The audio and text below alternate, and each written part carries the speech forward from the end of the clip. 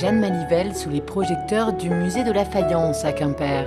L'occasion de mieux connaître cet artiste originaire de l'Oudéac et touche-à-tout qui révolutionna l'art breton au début du XXe siècle. Et on retrouve à travers Jeanne Malivelle la collecte des contes anciens, de la musique ancienne. Elle est très proche de la nature. Par exemple, à travers ses dessins, on retrouve tout de suite cette originalité-là.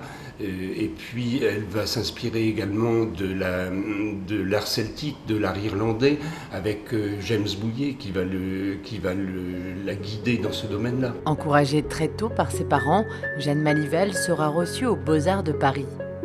Design de meubles, de vitraux, de faïences, gravures sur bois, broderie, ferronnerie, sa curiosité n'a pas de limite.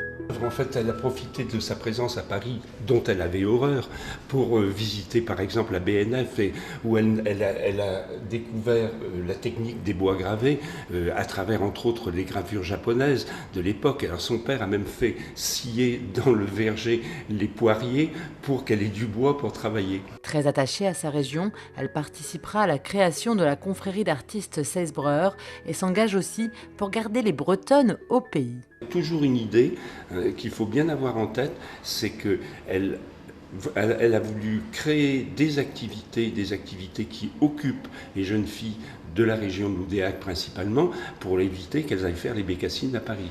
Malheureusement, l'artiste s'éteint à 31 ans, laissant derrière elle de nombreux projets non aboutis. Jeanne Malivelle, une exposition passionnante à découvrir sans attendre au musée de la Fayence à Quimper, et c'est jusqu'au 29 septembre.